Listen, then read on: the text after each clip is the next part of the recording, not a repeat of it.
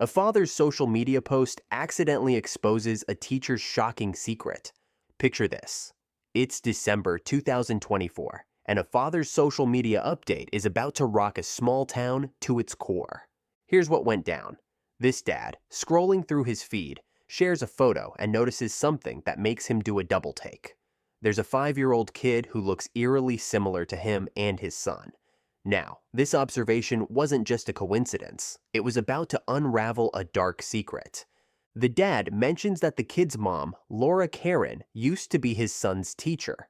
This detail set off major alarm bells in the community. Word spreads like wildfire, and the school superintendent catches wind of it.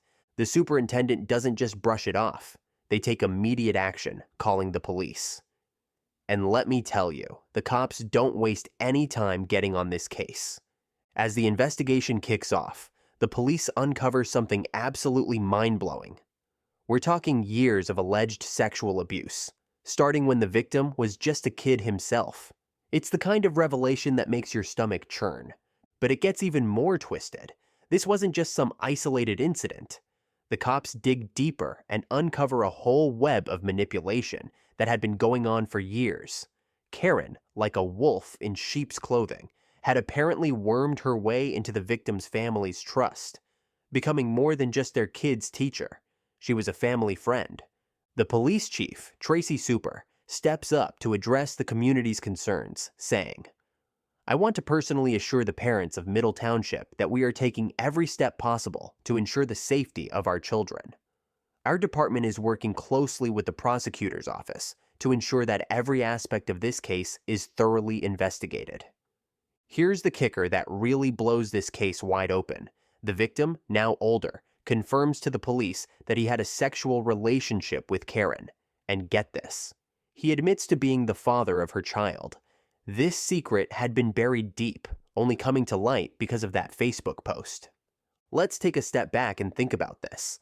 A teacher, someone trusted with the care and education of children, allegedly carried on a years-long sexual relationship with a student and had a child as a result. It's the kind of story that makes you question everything you thought you knew about the people in positions of authority in our communities. This case raises some serious questions about how we protect our kids. How did this go unnoticed for so long? What kind of systems failed to catch this abuse? And most importantly, how do we make sure something like this never happens again? Just when you thought this case couldn't get any more disturbing, the victim's siblings stepped forward with testimony that blew the investigation wide open. What they witnessed behind closed doors paints a picture of manipulation and abuse that's almost too horrifying to believe. Let's dive into the shocking details that emerged as investigators dug deeper into this twisted tale. The victim's brother and sister both had crucial information to share. The brother told police he actually saw Karen sexually assaulting his brother while they thought he was asleep. Can you imagine carrying that kind of secret around? The sister, meanwhile, often woke up to find her brother sleeping in Karen's bed. These observations, when combined, started to paint a damning picture of what was really going on. Now, here's where things take an even darker turn. The victim himself admitted in a text message to his sister that he was the father of Karen's child. And get this, he begged her to keep it a secret. This shows you how deep the manipulation went. This poor kid was carrying around this massive burden, probably feeling confused, ashamed, and scared out of his mind. Experts say that victims of sexual abuse often experience misplaced self-blame. They might even feel a sense of loyalty towards their abuser. It's like their whole world gets turned upside down, and they can't even trust their own feelings anymore. That's why it's so hard for victims to come forward or even recognize that what's happening to them is abuse. Karen didn't just groom her victim. She ingratiated herself with his entire family. She became a trusted figure, someone the parents felt comfortable leaving their kids with. It's a classic predator move, and it highlights a disturbing reality. A lot of sexual abuse happens within these trusted relationships. Now, I know some of you might be thinking, how did no one notice anything for so long? But that's the insidious nature of this kind of abuse. Predators like Karen are masters of manipulation. They know how to fly under the radar, how to explain away suspicious behavior, and how to keep their victims silent. The psychological impact on the victim is going to be profound. We're talking about years of trauma that's going to affect his mental health, his relationships, and his overall well-being for years to come. It's like carrying around a heavy weight that you can never put down. This isn't something you just shake off and move on from. It's going to take serious professional help and support to even begin to process what happened. And let's not forget about the victim's siblings. They've been living with this too, witnessing things no kid should ever have to see. They're going to need support and counseling as well. This kind of trauma has a way of rippling out and affecting entire families, leaving scars that can last a lifetime. Now that the truth is out, the legal system is gearing up for what could be a landmark case. And let me tell you, it's not looking good for Laura Karen. The charges against her are serious crimes that could land her behind bars for a long time. Let's break it down. In New Jersey, where this whole mess unfolded, aggravated sexual assault is classified as a first-degree crime. That means Karen could be facing a 10 to 20-year prison sentence if she's convicted. On top of that, she's also charged with sexual assault and child endangerment, each a second-degree crime that could add another 5 to 10 years to her sentence. We're talking about the potential for decades in prison here, people. Now, you might be wondering about the school district's role in all this. They've put Karen on paid administrative leave while the investigation is ongoing. But here's where it gets interesting. The school district itself could be in hot water if certain things come to light.